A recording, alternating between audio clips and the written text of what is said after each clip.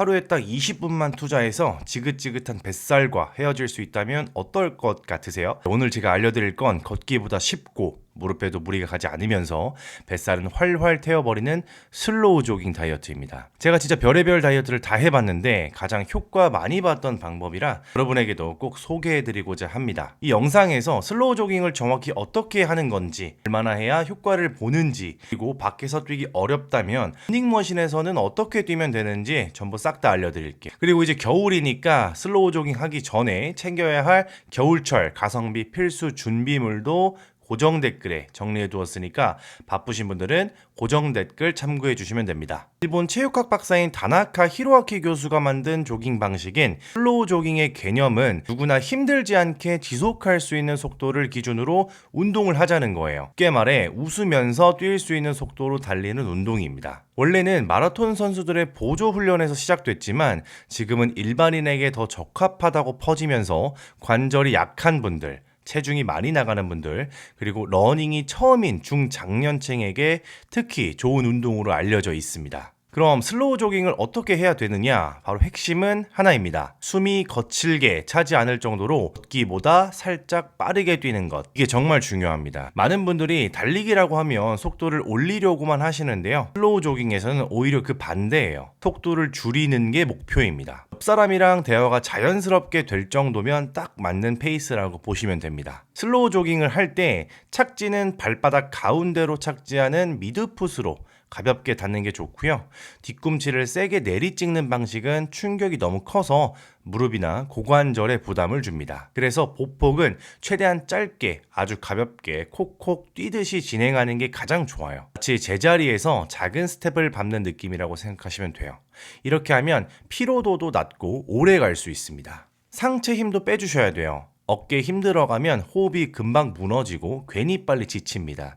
시선은 멀리 두고 허리 말리거나 고개 숙이는 것만 조심해 주시면 됩니다. 운동 시간은 초보자 기준으로 20분 정도만 완주해도 충분해요. 처음부터 1시간씩 뛰려고 하면 운동이 싫어지기 쉽거든요. 주 3회, 4회만 해도 몸에서 변화가 나타나는 게 느껴지실 거예요. 운동 강도가 낮다 보니까 다음날 피로도도 없고 체중이 많이 나가거나 관절이 불편한 분들도 부담 없이 할 수 있습니다. 그리고 요즘처럼 날씨가 너무 추워서 밖에서 뛰기 싫은 분들, 혹은 헬스장은 등록해놓고 런닝머신 위에서 어떻게 시작해야 할지 모르겠다는 분들을 위해서 슬로우 조깅을 런닝머신에서 쉽게 적용하는 방법도 알려드릴게요. 먼저 런닝머신에 올라가서 시작 버튼을 눌러주시고요. 처음 1, 2분 정도는 속도 3 정도로 천천히 걷습니다.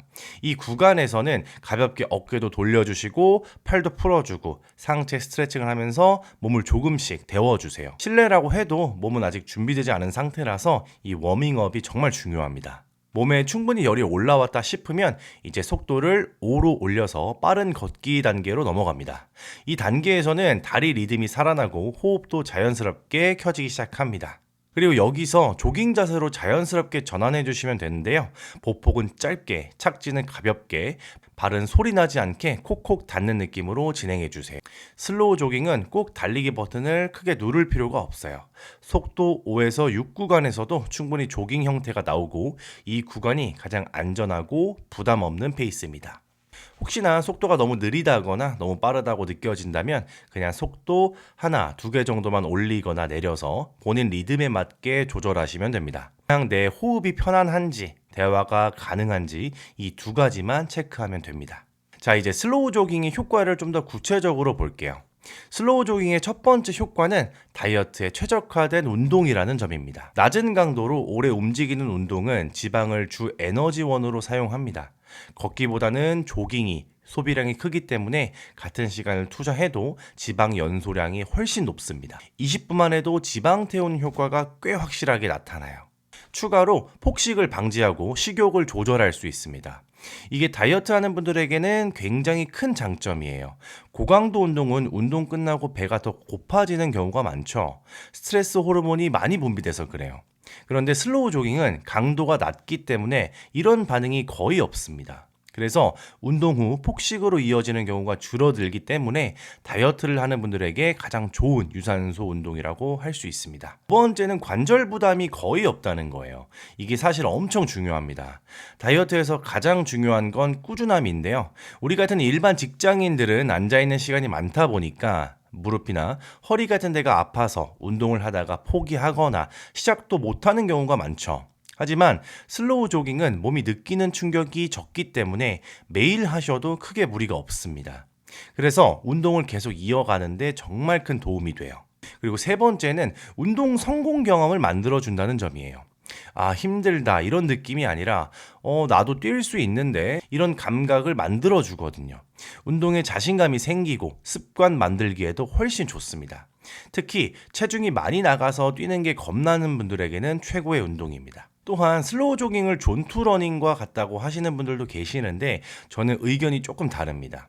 두 운동은 겉으로 보기엔 비슷하지만 목적과 기준이 완전히 다릅니다. 슬로우 조깅은 낮은 속도 기준인 느리게 뛰기 자체가 목표입니다. 반면에 존투 러닝은 낮은 심박수 기준으로 유지하는 것이 핵심이에요. 슬로우 조깅은 초보자, 비만인, 관절 약한 분들처럼 부담 없이 운동을 시작해야 하는 분들에게 맞고요. 존투 러닝은 기록 향상, 지구력 향상을 목표로 하는 분들에게 맞습니다. 난이도로 보면 슬로우 조깅은 매우 쉬운 편이고 존투는 심박 관리를 해야 되기 때문에 초보자에게는 조금 어렵습니다. 정리하자면 슬로우 조깅으로 기초를 만들고 그 다음 존투 러닝으로 넘어가는 것이 가장 이상적인 루틴입니다. 슬로우 조깅은 그냥 느리게 뛰는 운동이 아니라 러닝을 오래 지속할 수 있는 몸과 습관을 만들어주는 출발점이라고 보면 됩니다.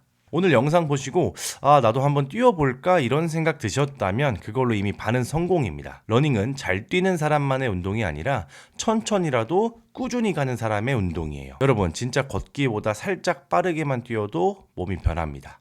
저는 다음 영상에서도 다시 건강 되찾고 기력 회복하고 몸 만들어가 꼭 필요한 내용으로 찾아오겠습니다. 감사합니다.